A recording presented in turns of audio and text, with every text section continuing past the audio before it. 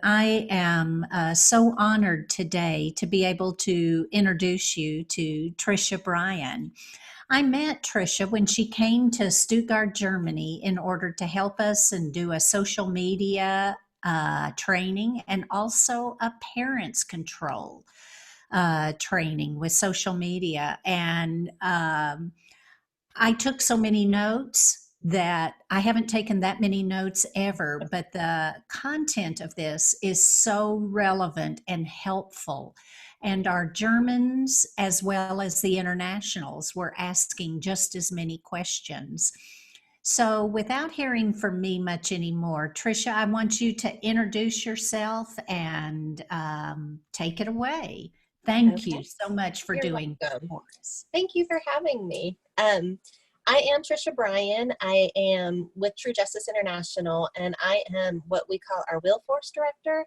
So my role is education and awareness on human trafficking, but then also I do a lot with looking at how predators prey on our kids, how that grooming process, what that looks like, and where the dangers and pitfalls are, to really get the aspect of awareness out there and how to protect for both parents and children, and just to understand that there are dangers out there.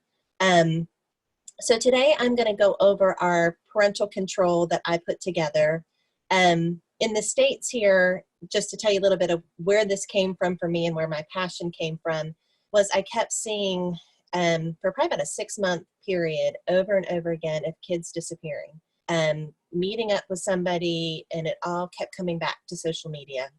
And I kept getting parents calling me, my kids have this person on their phone, or they've done this on their phone, or I found this on their phone. And so God just really put this burning desire in my heart that this was something that had to be addressed. I'm a mom of 3 girls. I have one who just finished her first year of college. I have one who is a junior in high school, and one who's a 7th grader.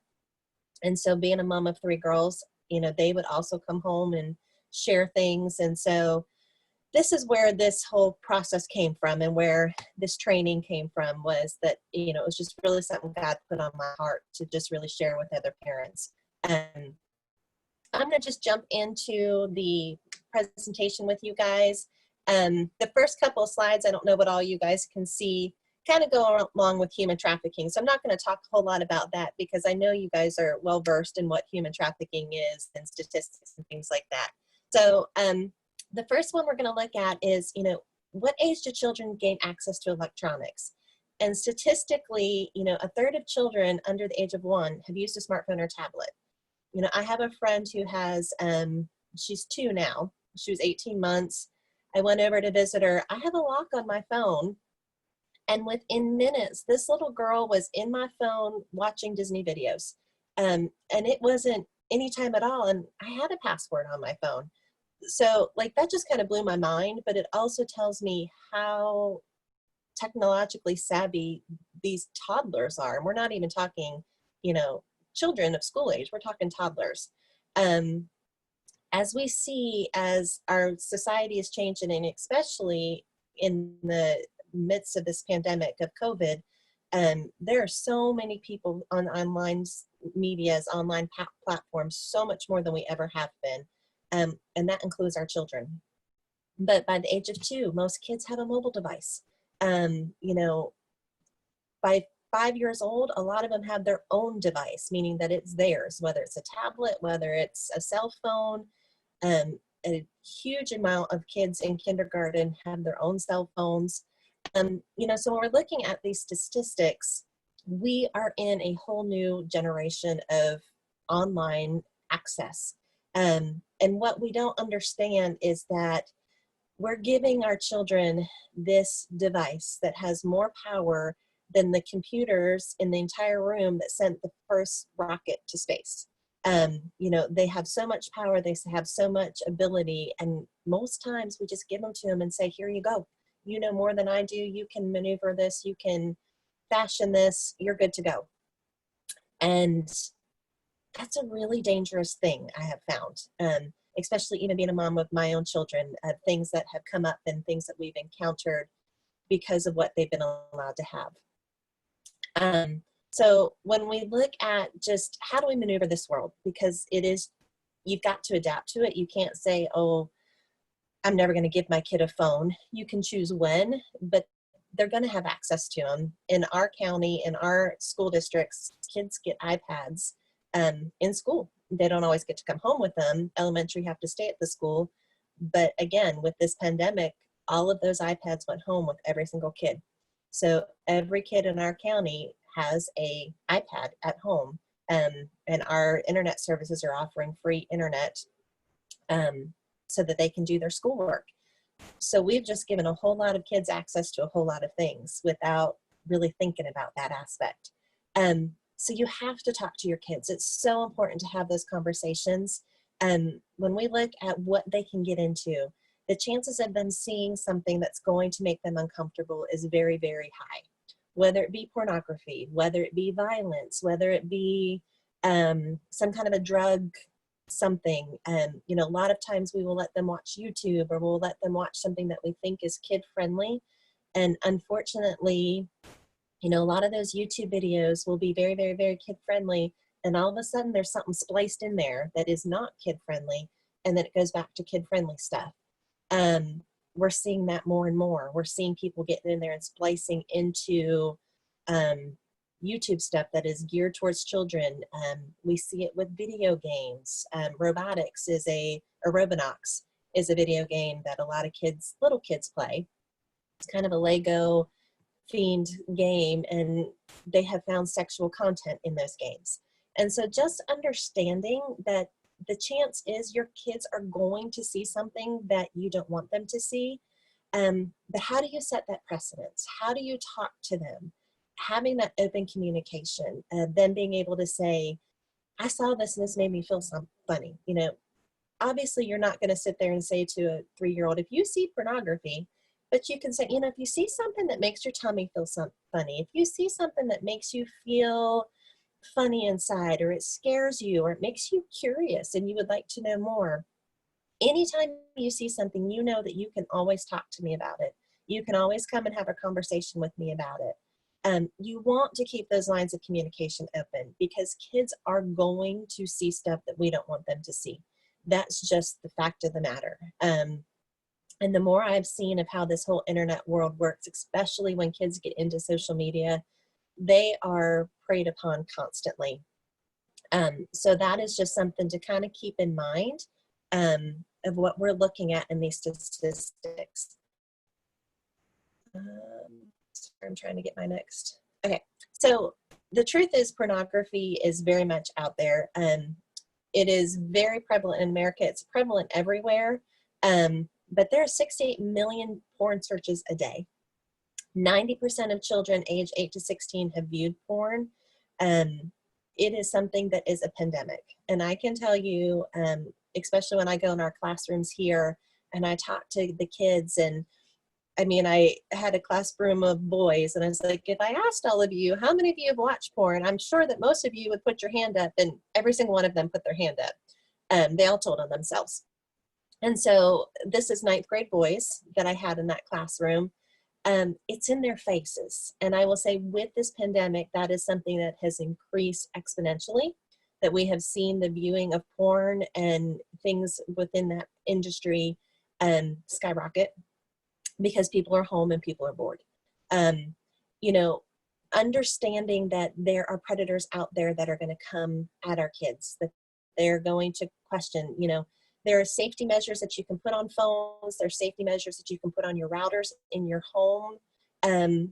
But just having that conversation, and this is not necessarily an easy conversation to have, but it's an important conversation to have. And just understanding, you know, when I talk to my children, it's really about who God created them to be. Why it is just so important that God created sex to be something sacred between a husband and a wife. But also helping kids understand that when they're watching porn, they are partaking in human trafficking, because a lot of the stuff out there is absolutely combined and they don't realize that. And I will say that when I share that and they kind of process what human trafficking is and how it hurts people, I do see eyes kind of be like, oh, I didn't realize I was doing that. So getting that information out is something that is just a big. Um, when we look at raising kids in the digital age, it affects all aspects of them. Some of it is good, some of it is bad, but we are seeing harms in their attention span, meaning that they just, they can't focus. They can't stay on one thing. They are constantly needing to be entertained. They constantly need that entertainment value. We are seeing less of kids using their imagination and playing, and more, sitting in front of TVs and having to be entertained. It can hurt their school performance because they are not focusing on, they're not able to focus. They're not able to get their brains focused on what is being taught. Again, they don't self-soothe. They don't have that ability to kind of calm themselves or find something to do to relieve that stress. And I believe that is one of the reasons we're seeing increased anxiety with the social media, with the digital age, because they don't know how to self-soothe. And the internet and the social media create such a expectation of excellence because it's not real. People don't put their real lives out there. And so we're seeing a lot of effects of that, where we're seeing a lot of kids have a lot more anxiety and social issues and things like that. We do find that it does help with their multitasking. They're able to kind of multitask. And as we have found with not being able to go to school and all of that, it can be effective. I mean, here we are doing a America, Germany thing, and we're able to do that. And that comes from the digital age. And so it's got some wonderful things also. But it does affect some of the just development and things that we're seeing within kids today. Let me, hold on, there we go. So teens and technology. And this is probably where my biggest focus is. I have asked that question in schools for the last probably like 3.5 years now. I've asked kids, how long does it take for a stranger that you meet online, someone that you've never met, that you just started to talk to online, how long does it take for that person to become a friend? And the number one answer I get is within a matter of minutes. I've had a couple have given me, a week, couple weeks, a month, couple months, and that's probably the biggest span of time has been a couple months. Our kids are raised in a world of technology. They're raised in a world of social media. And the whole point of social media is to get noticed, get likes, to get recognized, to get your stories looked at, and have people comment. And so they're hungry for attention. They're hungry for people to recognize them, and they want all the attention they can get. And so you're fighting this battle back and forth of protecting them. Do not have friends you don't know. Do not talk to people you don't know. But yet the whole purpose of social media is to get people that you don't know. And so you kind of are ramming heads there on two sides of that coin. I don't know about you. I don't know what social media you guys have. I can tell you throughout this pandemic, I have had about 5 or 6 different men direct message me through my social media. I did do a Zoom call with a group of high school students a couple weeks ago, and every high school student had been messaged through their social media with somebody who was trying to connect with them that they did not know and trying to start conversations with them. So understanding that the predators are out there. Bark did a documentary I don't know, it's probably about a year ago or so, but they took a woman who was older. They, obviously put a lot of makeup on her and, fixed her up to make her look like a child. They set up an Instagram page for her. They set up social media for her. And then they just sat back and watched. And they took video and they took documentary of the amount of people that came at her, the amount of people that commented to her, the amount of sexual content that was in those comments. And they thought she was a 13-year-old girl. And that's what they were portraying her at, I believe, was like a 12 or 13-year-old girl. And the things that were being said to her were just disgusting. And so if you think that your kids are on social media and people are not approaching them, they are. I know in Germany, social media might not be quite as big as it is here, but I think it is something that is growing. understanding that the online world to our teenagers is their life. And especially with this pandemic and the fact that they can't maybe interact with their normal friends. I have sat in my office with 12-year-olds who these people are their entire life. And, if they talk to somebody else, they're cheating. And, they can't see past this online world. It is something that is very just deep in their bones. And especially if you're dealing with a kid who has some insecurities, has some emotional background, has some trauma from childhood, this online world can be a really scary place for them because they're so hungry to connect with somebody that they are going to do anything they can to connect with that person. Um, so we're going to just look at some social media here that when we look at what are the most popular, what are used the most, what are the teens using the most, these are them. So Instagram is probably one of the most widely used social media aspects out there. Facebook has kind of gone to the wayside, especially for teenagers. Very few use it. It's kind of where mom and dads hang out, and so the teenagers don't want to be there. Instagram has kind of become their Facebook. So Instagram, you can have multiple accounts on Instagram, and this is something that a lot of parents don't know. So they can have their main account, and then they can have multiple accounts. I had one girl that I worked with, she had 6 Instagram accounts. Her mom knew about one. And so those extra Instagram accounts are where they post things that they don't want their parents to see. So they may give you their Instagram account that you think this is their main account, and then they have all these other accounts. So one way to tell if they have multiple accounts is when you go into their Instagram and you look down in the bottom left-hand corner, or even in the top, you can click. If there's an arrow, it'll show you that they've got more than one account. And then down in the bottom right-hand corner, it will also show you if they have more than one account.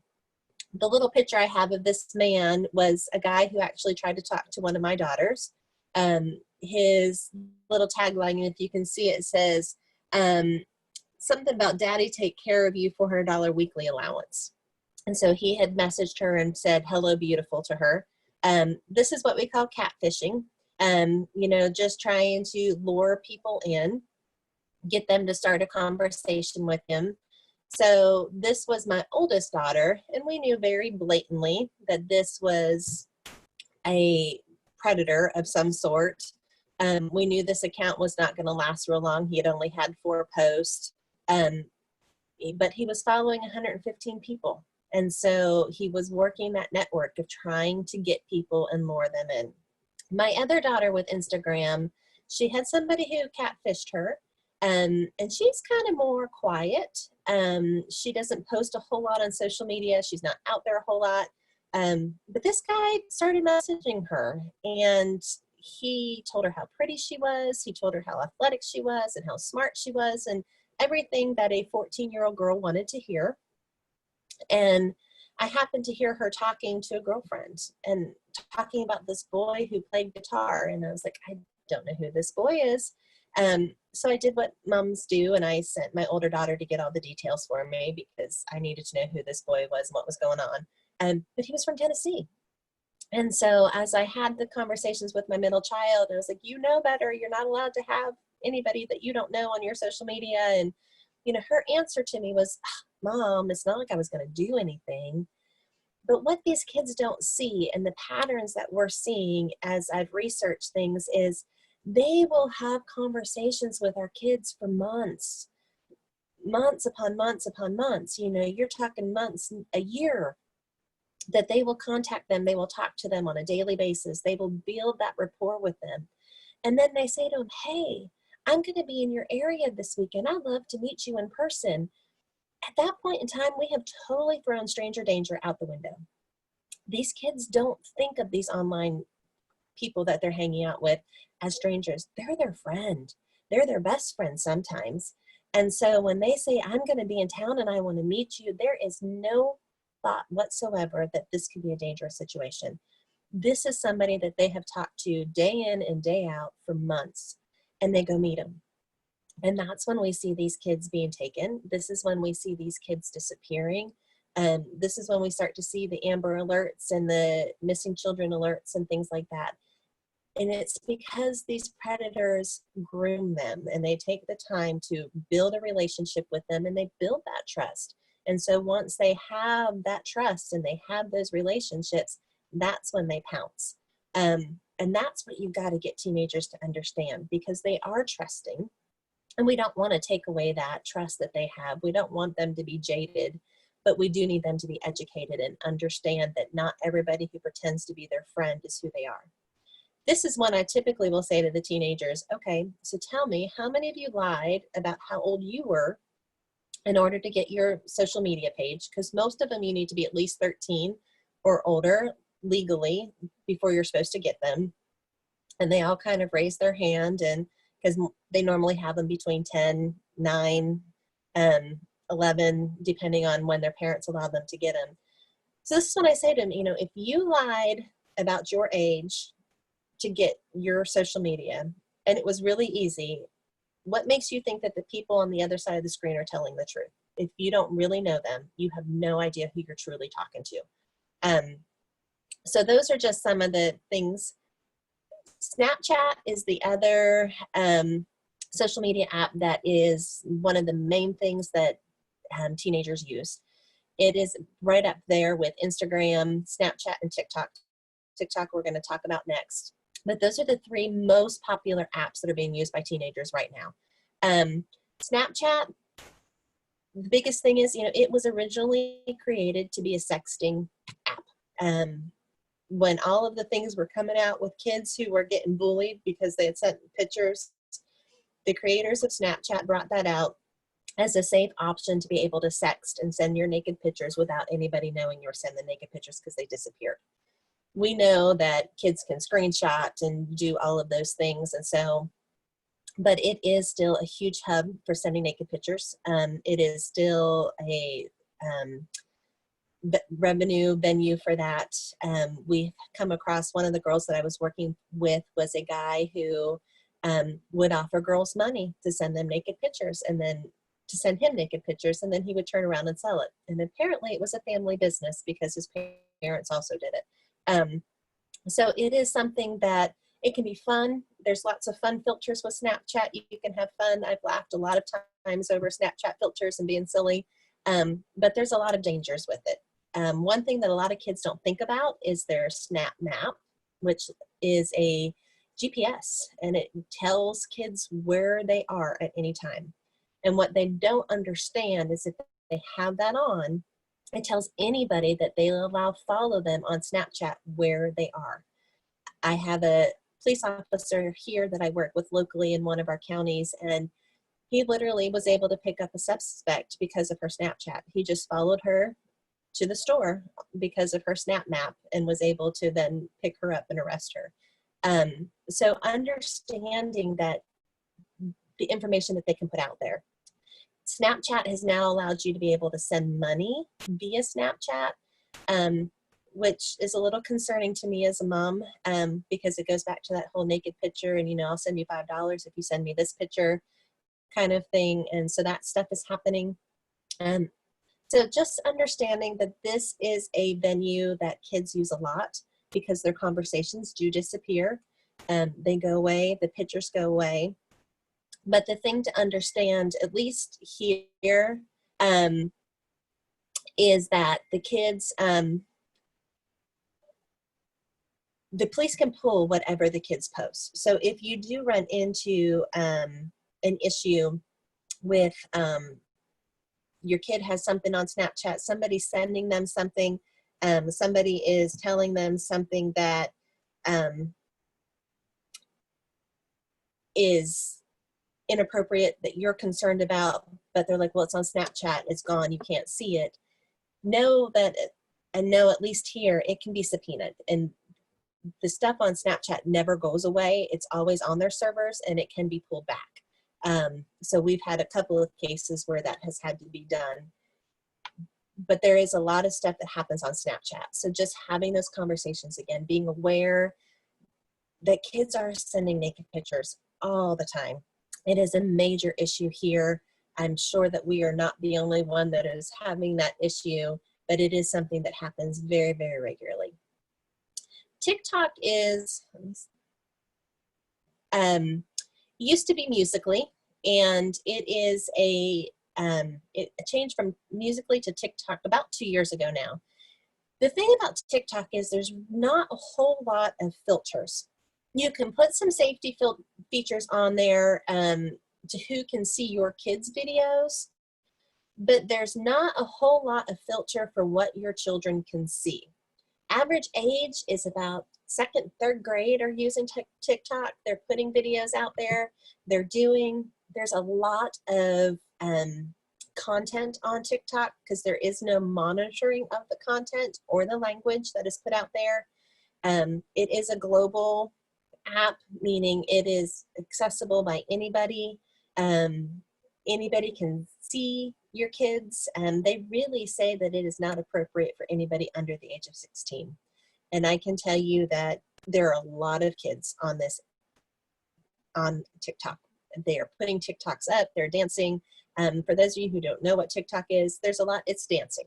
People do all these dance moves, they do silly things, it's videos. It can be a lot of fun, but it also definitely has a lot of dangers involved there. They can, those videos don't ever disappear. They, I can be listening to my kids, they'll be on TikTok and, everything's sweet and funny. And then the next you have all of this language and all of this stuff coming on. And so it is hard to monitor that. And if you really want to watch what is going into your kids' eyes and minds, I would be very leery of letting them have it. My older two do have it. My younger one does not have any social media yet. She is not 13 yet. She won't be 13 until September. And at that point in time, we'll talk about what she's allowed to have, but I do not allow her to have social media because she's not old enough to process that. And that's the reason why they have ages on here. There's stuff that they're going to see when they're on social media. There's content that's going to come at them. There are people who are going to prey upon them. There are people that are going to engage with them on social media. And so, oops, sorry. That is something that just being aware, because you have to have these conversations with your kids before you give them social media. One of the biggest things I remember, I was in a class with the director, and he was talking about teaching a kid to drive. And we've gone through this with 2 children of teaching them to drive. And just, in North Carolina, they have their permit for a year. They have to ride they have to drive for so many hours, so many daytime hours, so many nighttime hours. I took my kids through big cities. I made them learn how to parallel park. I, took them on different tests. I made them drive in the snow. I made them drive in the rain. I made them drive in different scenarios to get comfortable so that I knew that by the time they were in that car by themselves, that they were going to be safe.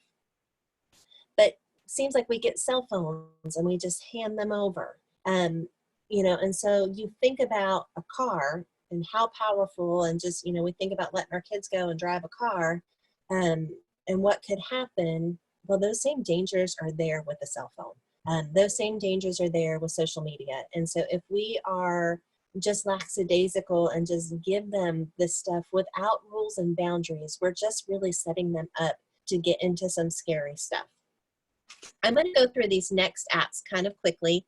A lot of them are just very similar, but just kind of giving you that full picture. These apps that I chose are the ones that are put out by the police department and different areas of the most used, most dangerous kind of apps that are out there. So House Party is one of them. It allows a group chat. It has a live video chat option. It is known for its bullying and sexual content sometimes.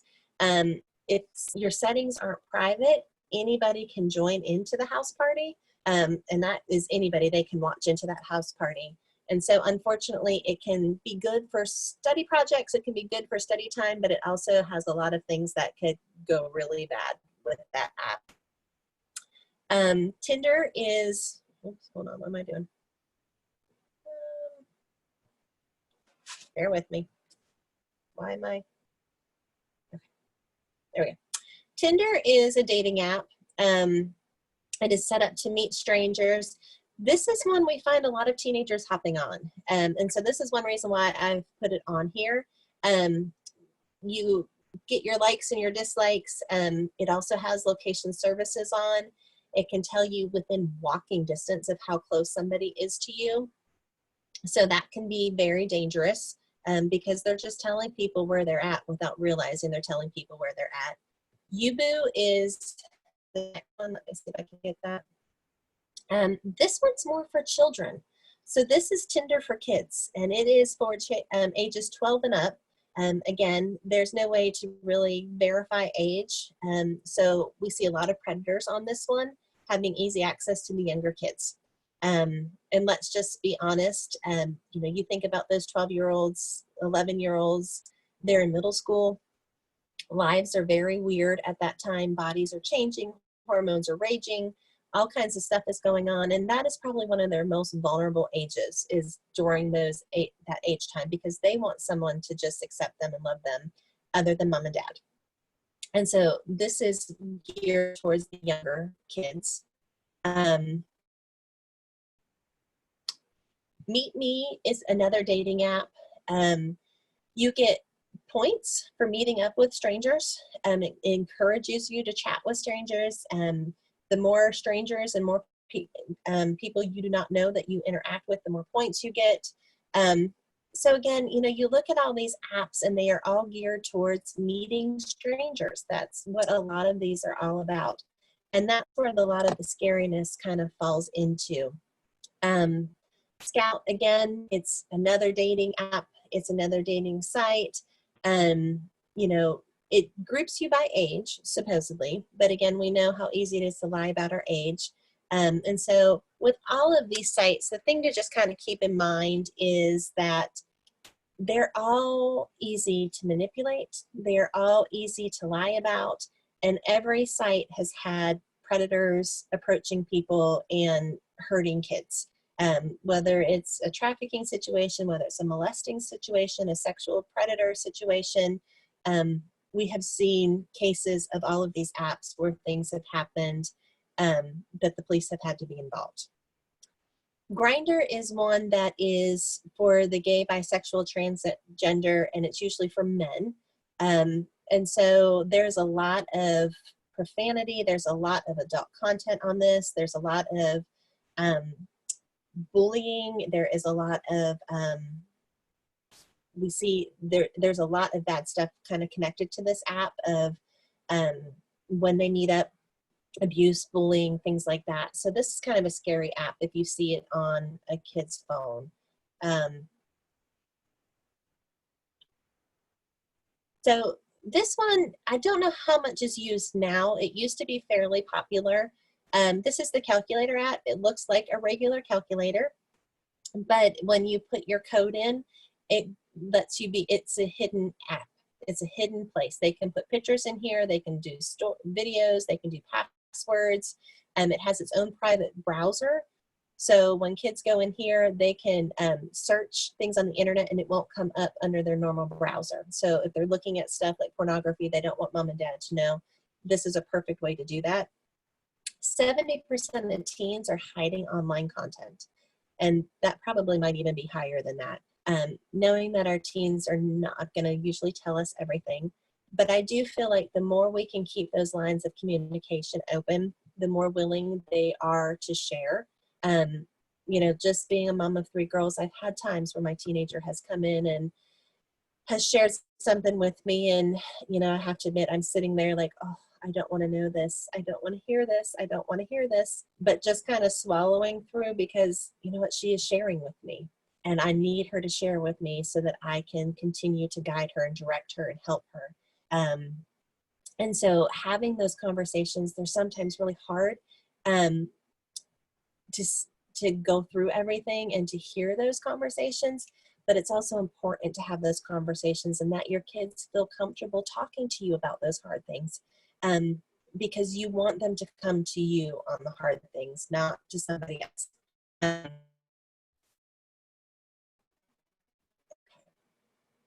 So Xbox Live, and we're going to just talk about the gaming a little bit. Xbox Live is something that, you know, a lot of times parents will sometimes take away an Xbox or, you know, use it as a behavioral whatever. You don't get to play your games. But understanding that the login follows the kid, it does not follow the device. So if they go to a friend's house, if they go somewhere, they can log into that Xbox anywhere. There is live chats. There is all of that with the Xbox. Xbox is one of the main ways that we see a lot of boys preyed upon throughout those video chats, throughout those gamings. You know, someone who is really good at the game and is giving them pointers and things like that. You can't send video and picture through Xbox unless it's live. So it does have a camera capability that they can take pictures, but you can't upload pictures. So it has to be live. So that's just kind of one of those things to know with Xbox. But they do play with strangers. They do play with people that they don't know. There is the online Xbox app, you know, ability that you can play games online. You can have permission to set up where it has to go through you. You can set up blocks for your kids, but you just need to really look at the safety guidelines of Xbox and where to put them and what to do. Online gaming, again, it is something that our kids are into, and even now with COVID and just what's going on, we just see, you know, it happening more and more. So Fortnite, we've had tons of arrests in the States of predatory behavior. Predators have been arrested. We've had, you know, sexual molestations and things that have happened. The Roblox, the Minecraft, those are some of the most popular here. I'm not sure what is exactly most popular with you guys, but I have a feeling that they probably run the same line of interest. So just being aware that it's not just all on the social media, it can be in gaming apps also. It's at it, predators are going to be there.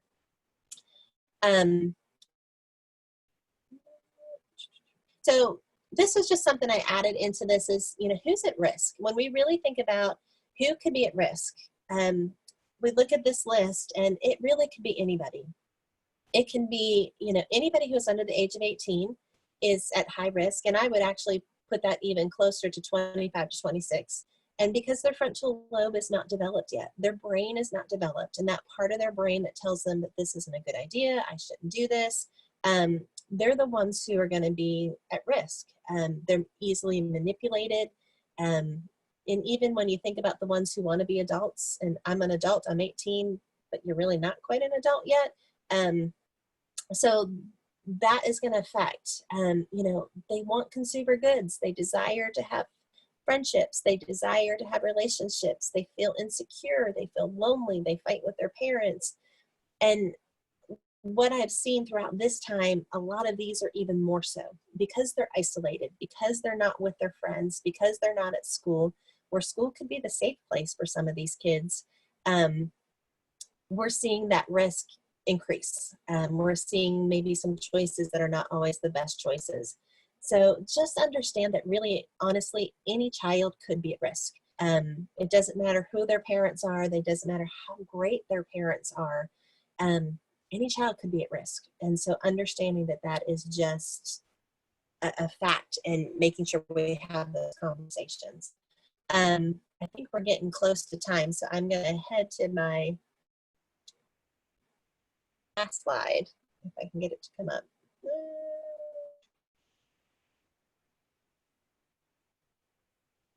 It's not wanting to cooperate. Here we go. Bark is one of the things that I talked about. And this is probably one of my favorite apps for parents. It's $9 a month. It works for Android, iPhone, Kindle Fire, Mac, PC, Chromebook, and your account will cover all of those. It monitors their social media, it monitors their texts and emails. It will give a parent a text if they see something that's concerning. It looks for cyberbullying, adult contact, predators, profanity, suicidal ideation. So I would say that Bark is definitely worth the money if you're looking for something for $9 a month to really monitor, and you can do multiple lines with that. So And let me see if I can just get my last screen. Come on. But this will be the point, since my last screen is not coming up. There's a lot of information I just threw at you guys in a really short period of time, but I want to just share that this whole technology is kind of like a landmine. We're kind of walking through a landmine. We're walking through a lot of stuff. There's going to be questions. If you guys have questions, I would love to hear them. I would love to discuss anything with you guys. I'd love to see what you're seeing over there in Germany, and if it's similar to what we're seeing here. And just be able to kind of help you guys in this process, and help me learn also of just how we can protect our kids, because I think prevention to me is the number one key to protecting our kids, and just those conversations, those real conversations of how to protect our kids and make them understand what could be out there and how we can walk alongside of them. So I will go ahead and wrap up, Lana, if you want to say anything or. Yes, Tricia, thank you so much. For those of you that just tuned in, Tricia mentioned she would love to answer questions. She would love to hear about what's happening in Germany. And we're recording this on Tuesday of June, but we're going to show it and share it with everybody on Saturday. And we're going to have the question screen up for you to ask all the questions you have, and also to mention some of the things that you're seeing right here where you live or in your country. But Tricia, I just want to say thank you so much. And I do have two people in the room with me right now. And if they have a question, I want them to kind of raise their hand and I'll let them ask a question. But I'll give them time to think first. For those of you that tuned in a little bit late, Tricia Bryan is from the U.S. She works with True Justice International, and she is actually working on her counseling degree right now. She is a lay counselor already, and she is the director of the Willforce.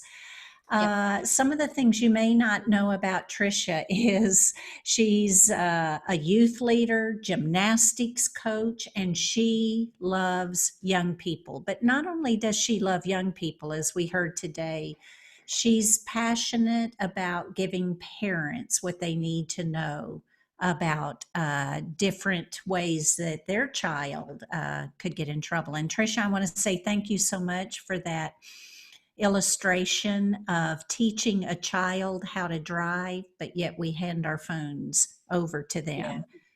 Thank you so much. I'm looking behind me right now in case there's a question. Okay, come up here. This is Bex. Hi.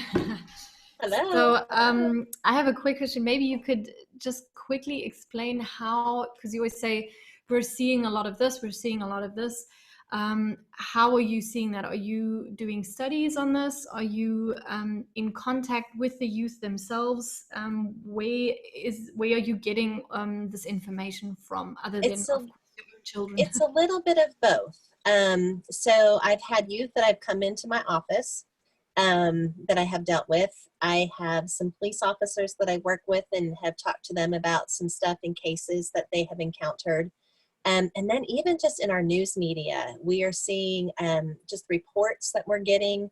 We're seeing more and more kids disappearing, more and more kids that are missing. Throughout this pandemic, we've had a lot of local kids that this child's missing, share this information, and they have met up with people. So it's a little bit of everything, just news media and seeing what I'm seeing, police officers and people that I work with, reports that are coming into our offices about different things, and then kids that I'm working with personally, teachers that I talk to. So it's a little bit of everything. Okay, so you do have a good connection to the police, and they do share information there. We do, yes. I have a couple different officers that I work with, yeah. And I have one who actually goes with me when I go into the schools in one of our counties, and he presents with me. Yeah, okay, thank you. You're welcome. Okay, there's just three of us in this room right now doing the pre-recording. So, and But I just want to say thank you so much. With this, I remember when I found out about Snapchat myself, and I thought, oh, this would be fun to do with my 12-year-old granddaughter. And so I sent a friend request to her, and her mom, who I just love dearly, said, there is no way I'm going to allow Snapchat. And I went, oh, I didn't know. Yeah. You're the grandmother. And so I so appreciate you being passionate for us. I think this is something that definitely, as a ministry that works with human trafficking, and we see the end story sometimes Yeah. and many times, but yet there's a beginning story. And if we can keep that from happening, this is so important for each of Yeah. us. So I just want to say thank you so much, and we'll be getting back with you with all the questions and that come up in the comments. And I hope we can give you some things that are happening in Germany as well. Yes, I would love to hear that. Okay, but for those from Kainos that are listening to this um, on Saturday or even before that, we want your questions and comments on this because this can help us all so much. But thank you so much, Tricia. And I'm going to I'm going to close with a word of prayer. I don't think I opened with prayer. So, but I did pray before. So let's pray. Okay. Lord, I thank you so much for Tricia, and I thank you for her passion for youth and young adults, Lord, that you are using her mightily. And Lord, I pray that you just expand her boundaries as she goes on and furthers her education and works with True Justice International. Lord, I thank you for today. And in your name we pray. Amen. Thank you, Tricia, very much. Thank you. I'm glad we figured it out.